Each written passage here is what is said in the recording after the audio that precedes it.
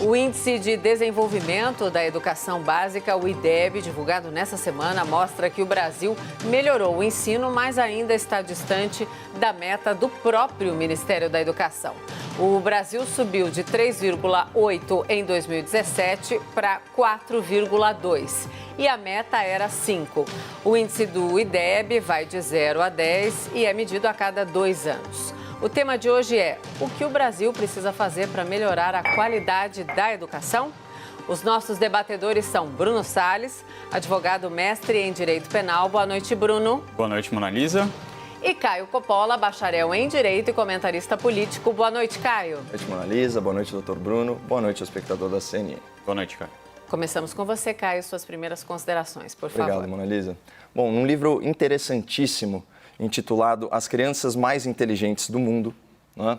A renomada jornalista americana Amanda Ripley, ela analisa casos de sucesso da educação ao redor do globo, né? Comparando políticas públicas e resultados de diferentes países exitosos no PISA, o Programa Internacional de Avaliação de Estudantes, talvez aí a maior ferramenta mundial de monitoramento educacional. A questão que intrigava a autora, que motivou toda essa rica pesquisa, todo esse trabalho de campo, é que não existe uma relação direta, ou seja, uma relação de causa e efeito, entre investimento e ganho de desempenho educacional. Os Estados Unidos, país natal da jornalista, eles apostavam em novas tecnologias e despendiam muito mais recursos por aluno do que outras nações, mas eles ficavam aí longe dos bons resultados de países europeus e de países asiáticos. No Brasil, essa dissociação entre despesa e qualidade, ela se verificou ao longo da gestão lulopetista na educação. Em 2003, que foi o primeiro ano do governo Lula, o Brasil registrou média de 383 pontos no ranking PISA. Em 2015, o último ano completo do governo Dilma, essa pontuação ficou mais ou menos estável, em 395 pontos, um ganho inexpressivo aí de 3%. Na verdade, entre as 70 nações avaliadas, o Brasil ficou entre os 11 piores em leitura, entre os 7 piores em ciências e entre os 5 piores em matemática. Ao final das administrações petistas, a situação do ensino básico no Brasil ainda era tão desoladora que a organização do PISA emitiu seu relatório apontando que, na média, o estudante brasileiro não possuía conhecimentos suficientes para, aspas, exercer plenamente a sua cidadania. Que somente estava apto para resolver questões de baixa exigência cognitiva, essa é a expressão. Porque os alunos não conseguiam interpretar textos simples e sequer dominavam as 4 operações matemáticas. Ou seja, a julgar pelos resultados do PISA, o Estado brasileiro, mesmo depois de um governo que se pretendia social, formava analfabetos funcionais. E a questão ela se torna ainda mais grave quando nós examinamos a evolução do orçamento do Ministério da Educação, do MEC. Em 2003, a pasta recebeu 33 bilhões de reais. Em 2016, 129 bilhões. Então, um salto de investimento que não se refletiu em ganhos de qualidade na educação básica e nem mesmo no ensino superior de excelência. Portanto, é falsa a ideia de que não é possível melhorar o ensino sem aumentar gastos públicos. Pelo contrário, as experiências governamentais perdulárias, seja nos Estados Unidos ou seja no Brasil, apontam que o segredo para um aprendizado de qualidade tem muito mais a ver com a racionalização da gestão escolar, com a adoção de métricas e metas e com a capacitação e a motivação dos profissionais da educação. No começo de julho, foi isso. No começo de julho, em razão das especulações sobre a escolha do novo ministro da Educação, eu trouxe ao espectador da CNN dados sobre as políticas públicas educacionais do estado do Paraná, governado aí pelo senhor Ratinho Júnior, cujo secretário de Educação é o senhor Renato Feder, um quadro técnico egresso do setor privado. E qual não foi a minha satisfação hoje ao constatar que as medidas que eu divulguei há meses se converteram em excelentes resultados dos alunos paranaenses no IDEB, o Índice de Desenvolvimento da Educação Básica, que é considerado aí o termômetro do ensino no Brasil. Esse indicador, calculado a cada 2 anos pelo Instituto Nacional de Estudos e Pesquisas Educacionais, mede o desempenho dos estudantes em língua portuguesa e matemática, levando em conta também as taxas de aprovação anuais. O aluno ele tem o seu conhecimento testado em 3 momentos da sua vida escolar: no 5º ano e no 9º ano do ensino fundamental e no 3º ano do ensino médio. Nos primeiros anos do ensino fundamental, o estado do Paraná conquistou a primeira posição com índice 6,5, bem acima da meta de 5,7. Na prova aplicada aí aos alunos do 9º ano, a última etapa letiva do ensino fundamental, o estado saltou da 7ª para a 3ª posição. Mas aqui vale ressaltar um detalhe importante. Considerando apenas o desempenho dos alunos nas provas, o Paraná obteve a melhor nota entre os estados brasileiros. E no caso do ensino médio, houve um verdadeiro salto de qualidade. O índice aumentou 19%. Isso é um recorde absoluto. E retomando o argumento, para comprovar que nem tudo orbita o aumento de gastos, como você promove uma transformação tão significativa do ensino em apenas um ano, herdando o orçamento da gestão anterior? De novo, com métricas e metas. Para ficar em um exemplo ilustrativo que eu já trouxe até o espectador, de custo baixíssimo e de fácil operacionalização, um desafio básico de gestão educacional é a evasão escolar, o abandono da escola e o absenteísmo, a enorme quantidade de faltas dos alunos, que oscila em torno de 15% ao dia na rede pública Brasil afora. Pois bem, a Secretaria de Educação do Paraná desenvolveu um aplicativo de presença para chamada em sala de aula. Ele vai instalado nos celulares dos professores da rede pública. Essa informação digitalizada é enviada aos diretores que têm acesso em tempo real à frequência dos seus alunos e aos alunos também de outras escolas, prefeito de comparação ou até mesmo de competição, uma competição saudável. Então, conseguindo mensurar e dimensionar o problema, os diretores, os coordenadores e os professores, eles podem traçar juntos estratégias para reter os estudantes mais tempo em sala de aula. Assim, diminuem-se as chances de reprovação e evasão escolar e ganha a qualidade do ensino. Os números apontam que essa iniciativa inteligente, essa iniciativa acessível, reduziu em 40% as faltas nas escolas paranaenses, o que na prática representa 50 mil alunos a mais por dia sentados nas carteiras escolares. É claro que a gente está se referindo aqui a 2019. É de medidas como essa que vieram os bons resultados do estado do Paraná. Agora, imagina se um secretário desse calibre, com essa competência, pudesse realmente fazer gestão de pessoas, selecionando, premiando e promovendo os bons profissionais da educação. E, por outro lado, afastando os incompetentes e aqueles que não entendem a natureza do serviço público, do servir ao público, às crianças. Para vocês terem uma ideia, no Paraná, há impeditivos legais até para aplicar avaliações de conhecimento para renovar contratos de professores temporários, que, apesar do nome, eles têm o benefício de 1 ano de estabilidade no emprego, faça chuva ou faça sol, independentemente da sua competência. E aí, por distorções e privilégios como esses, nós lemos o seguinte tipo de notícia, como essa aqui da Folha, sobre a situação da rede pública em São Paulo há alguns anos. Aspas, a ausência de professor da rede pública chega a 30 dias no estado de São Paulo.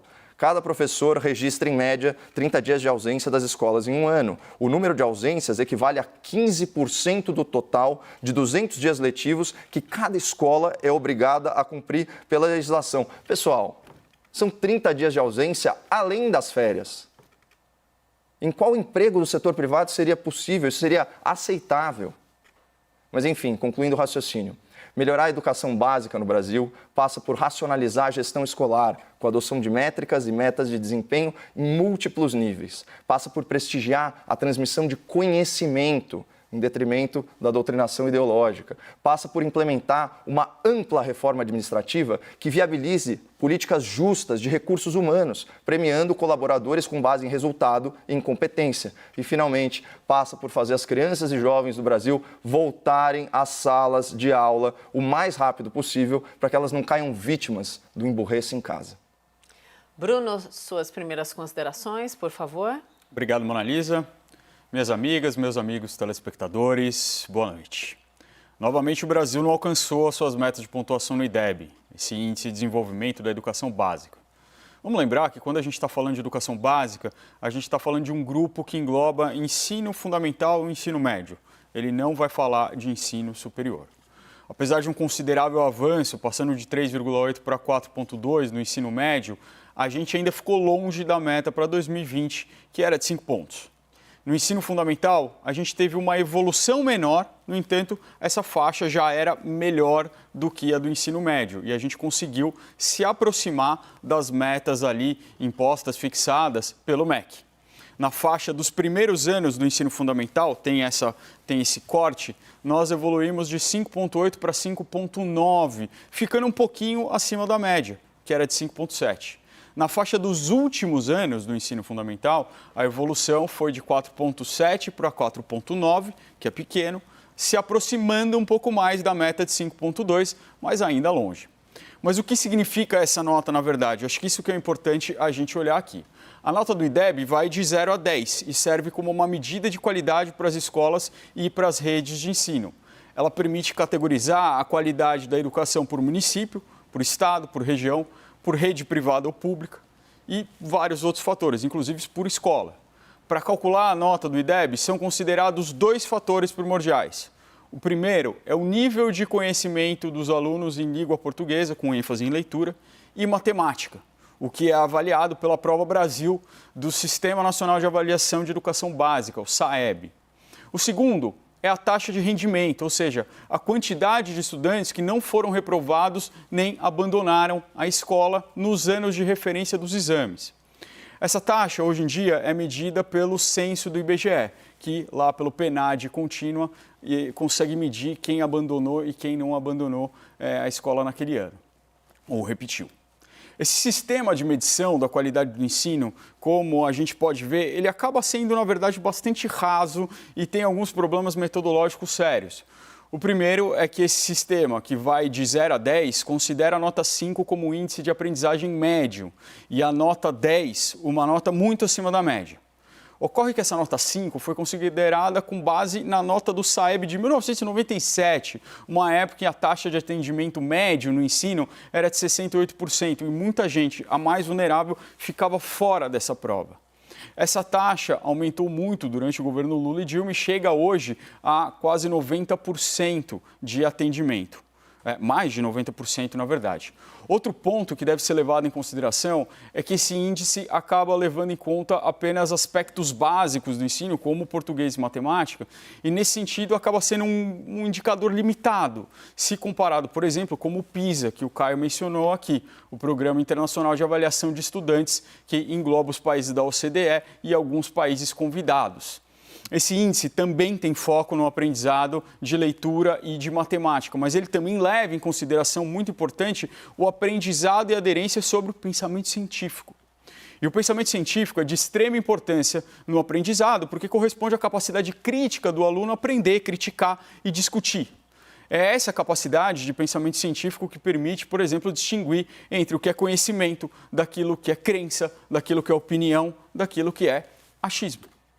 É essa capacidade científica que, sem dúvida, depende da competência gramatical e da matemática, mas que é ela que vai garantir o direito fundamental previsto no artigo 206, inciso 2º da Constituição da República. Da liberdade de aprender, de ensinar, pesquisar e divulgar o pensamento, a arte e o saber. Infelizmente, nesse ranking, a gente vai muito mal. O Brasil está na 57ª posição em leitura, na 70ª em matemática e na 66ª em ciência entre os países e regiões avaliados. Para se ter uma ideia, a média das notas nos países da OCDE é de cerca de 490 pontos nessas 3 categorias. 490. O Brasil obteve 413 em leitura, 384 em matemática e 404 em ciências.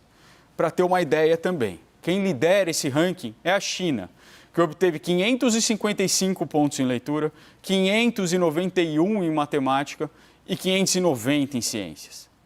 Dá para ver que a gente ainda está muito atrás.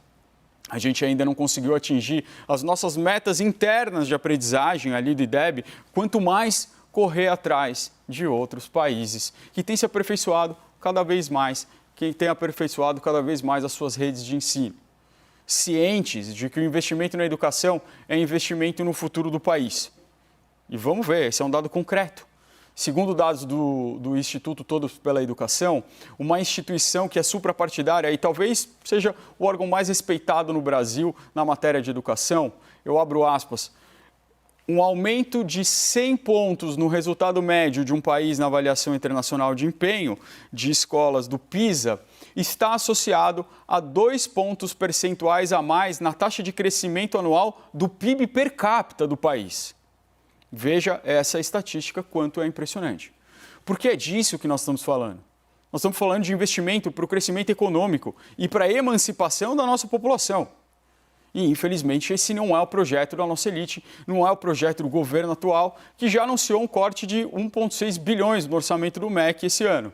Um valor essencial, segundo o ministro da Educação, Milton Ribeiro, para o investimento na educação em tempo integral nos últimos anos, que se mostrou um dos principais fatores de alavancagem dos estados que tiveram melhor resultado no IDEB, como o Espírito Santo, por exemplo.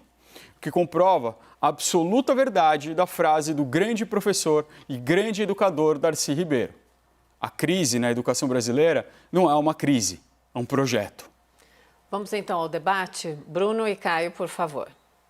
Eu queria só retomar aí o último ponto que eu falei, do que é fundamental para melhorar a educação básica aqui no Brasil, que é justamente a retomada às aulas assim que possível. Eu usei essa expressão porque a gente sabe que cada localidade tem a sua particularidade, embora a gente já esteja aí no momento de retrocesso, né, do número de contágios, do número de óbitos na pandemia, cada caso é um caso. E muitos especialistas, né, já colocam em xeque esse sensível avanço, né, no IDEB, a partir, claro, das consequências nefastas para a educação de toda uma geração, a partir desse isolamento social. Né? Alguns estados, eles conseguem, como por coincidência é o caso do Paraná, promover um ensino à distância de qualidade. Né? Lá, em média, cada aluno está fazendo 20 lições de casa por semana. Né? São 13 mil videoaulas por dia. E se você pegar os números mais rigorosos sobre exclusão digital, ou seja, aqueles alunos que estão acompanhando as aulas apenas por material impresso, isso fica restrito a cerca de 10% aí do corpo discente, né, do alunado. Mesmo assim, né, não tem como comparar um ano letivo regular, né, de 1.000 horas, com essa situação. Até porque, segundo até o Datafolha, né, 44% dos estudantes de ensino médio, vamos lembrar que o ensino médio tem aquela motivação extra, né, principalmente no terceiro ano, de ser um estágio preparatório aí, né, para o ingresso na faculdade, para o ensino superior. 44% dos estudantes se declararam estudando mais de 3 horas por dia, isso no Paraná, e 90% mais de 1 hora por dia. Mas isso não substitui as horas e horas, né, de convivência escolar. Até porque a gente não está falando simplesmente de aprendizado, de apreensão de conteúdo. Como bem colocou o Dr. Bruno, a escola ela também tem um aspecto de formar o cidadão. Né? Então, eu queria pontuar isso. Depois eu sigo falando mais sobre a necessidade da pronta reabertura das escolas, para que a gente não perca, né, essa pequena vitória, vamos chamar assim, principalmente no ensino público brasileiro. É interessante esse case do Paraná.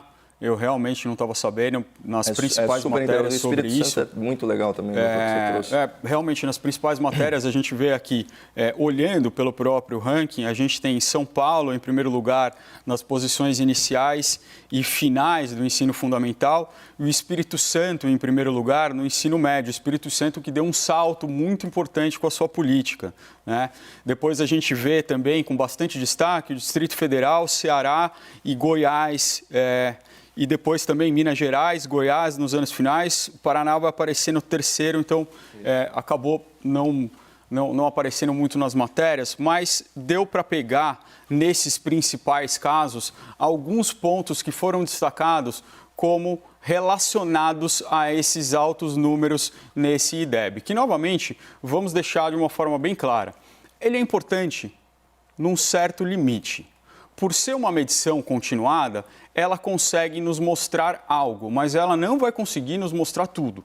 Né? A gente não pode confiar 100% de que um aumento no IDEB é algo que vai confirmar que a educação nesse lugar é ótimo, ou mesmo dessa escola é ótimo, porque a gente sabe como é prova. A gente consegue se customizar para ir bem na prova e isso não quer dizer que isso reflete um aprendizado necessariamente. Não reflete resultados reais na aprendizagem. Mas os principais pontos foram a expansão do ensino integral a partir dos anos mais avançados de estudo. Esse é um ponto muito importante. Essa questão de estudar de manhã na escola e achar que já está livre é uma falsa crença que tem que ser abandonado. Vários especialistas colocam que ensino integral não significa simplesmente aumentar a carga horária. Também não é isso. Não é fazer com que o estudante esteja estudando das 6 da manhã às 6 da tarde. Não é nada disso. Ninguém vai conseguir aprender dessa forma. Mas é ter uma educação integral em que haja realmente essa integração, não só de tempo, mas uma integração entre a escola e a comunidade, onde o aluno possa participar de várias atividades em centros que recebam o aluno e consigam amparar o aluno, não só nessa aprendizagem para o mercado de trabalho, mas uma aprendizagem social. Uma aprendizagem como cidadão, que é uma parte importante que acaba sendo relegada a segundo plano ou às vezes até esquecida aqui no Brasil. Pegando carona nesse argumento, né, sobre de onde vem, né, os bons resultados, e aí também como denominador comum entre muitos desses estados. Só um parênteses antes, muitas vezes a nota, né, da prova, da SAEB, ela fica mascarada pela multiplicação pelo fator de aprovação. Então, por exemplo, em São Paulo, a gente tem índices de aprovação muito maiores, né? Vamos lembrar aqui que, infelizmente, a gente vive, de certa forma, ainda sob o fantasma daquela aprovação automática, né? Então, os estados que têm aprovação maior, eles acabam tendo as suas notas multiplicadas por um índice maior. Os estados que são um pouquinho mais rigorosos, que reprovam mais, né, eles têm o resultado das provas multiplicado por um índice menor. Então, isso também tem que ser levado em consideração. Também, aí, dentro daquilo que o Dr. Bruno falou, de que não é simplesmente um retrato, mas ele não é tão fidedigno assim em relação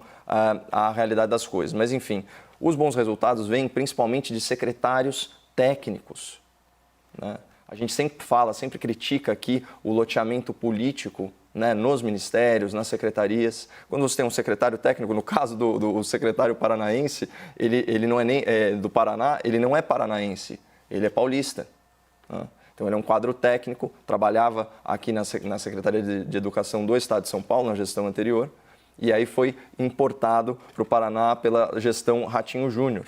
E é interessante observar que, como o IDEB é medido de 2 em 2 anos, a gente consegue mensurar também o impacto da mudança de gestão, né? Então, desses novos gestores. Então, é uma coisa para o eleitorado aí e para o cidadão ficar atento, né, essas mudanças positivas. Por outro lado, políticas de Estado bem-sucedidas, que não são abandonadas, elas se tornam aí, vamos dizer assim, um forte aliado, né, do secretário de Educação para conseguir esses números. E reiterando o argumento, né, quando a gente fala da importância, né, da escola em tempo integral, mais tempo, de novo, mais tempo em sala de aula, né? E isso, assim, já tem artigo publicado, inclusive no site das Nações Unidas, assinado aí por diretores da Unicef, da Unesco e mais outras entidades, mostrando a importância, né, de que a educação seja considerada uma atividade essencial e que as aulas presenciais sejam retomadas de pronto. Imagina quando você fala em sala de aula, Caio, não é exatamente sala de aula, é na escola. Em várias atividades. Eu acho que esse é um ponto bastante importante para a gente trazer aqui. Quando a gente vê o ensino norte-americano, o ensino de qualidade norte-americano, a gente sempre está acostumado a ver, até em filmes, o telespectador vai se lembrar de aulas de teatro, de aulas de música, de aulas de debate. Isso que eu e o Caio fazemos aqui a duras penas todo dia. O pessoal nos Estados Unidos está acostumado a ter aulas com técnicas de debate, já desde o ensino fundamental. É claro que chega num determinado ponto, o ensino norte-americano também passa a ser um ensino muito questionável. E o Caio tem razão em um ponto e eu divirjo no detalhe, mas é um detalhe importante. Dinheiro não é a solução para a educação. Investir uma montanha de dinheiro na educação não é o que vai trazer o sucesso. É preciso ter uma eficiência. É preciso se entender como aplicar esse dinheiro. No entanto, a gente também não pode ignorar que a falta de dinheiro ela é determinante para que a educação seja ruim. E no Brasil, a gente ainda não tem um caminhão de dinheiro. O nosso investimento ainda está muito abaixo do nível da OCDE. Eu trouxe esse dado aqui quando a gente falou do Fundeb. É um valor ainda muito abaixo investido por aluno anualmente. Não chega a um valor que bata $3 mil. Quando a gente está falando em investimento por aluno, é todo investimento. Investimento de estrutura, de infraestrutura, de escolas, de construção, de reforma, de professores. E aqui chega em outro ponto muito importante. Professores. Professores no Brasil ganham extremamente mal. E essa é uma atividade fundamental, extremamente fundamental, quando a gente está falando de educação. Pode tirar tudo, mas não pode tirar o professor. E isso, claro, é só um instrumento retórico, não pode tirar tudo.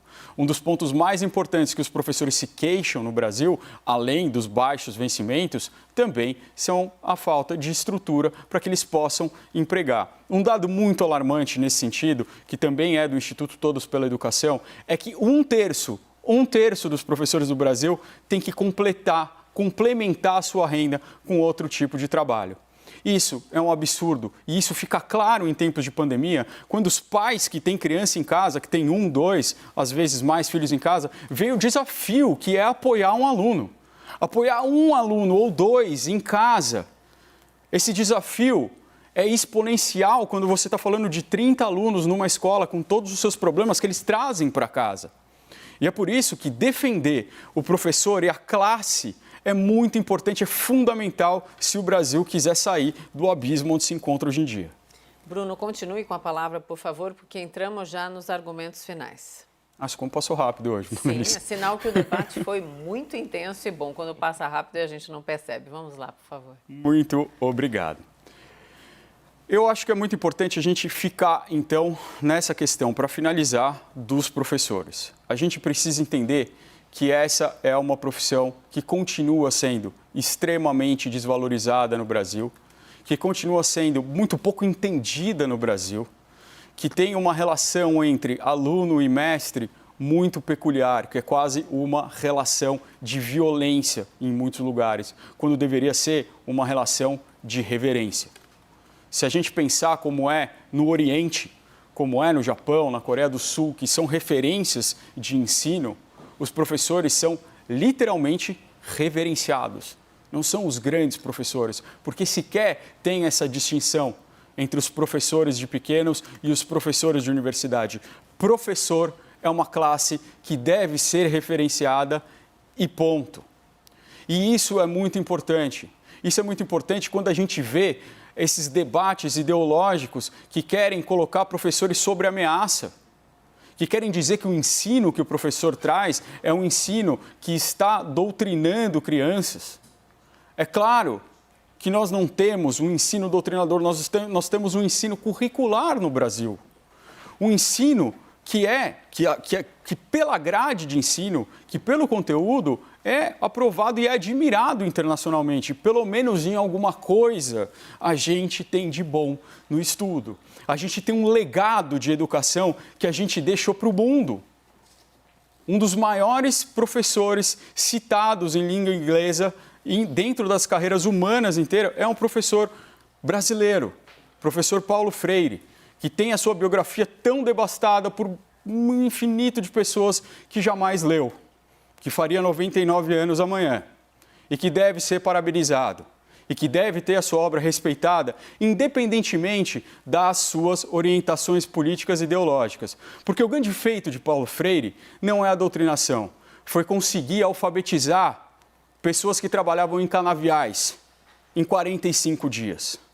Isso que deve ser compreendido. Caio, seus argumentos finais, por favor. Doutora, a exceção aí do seu negacionismo em relação à doutrinação ideológica nas salas de aula Brasil afora, os seus argumentos são irretocáveis.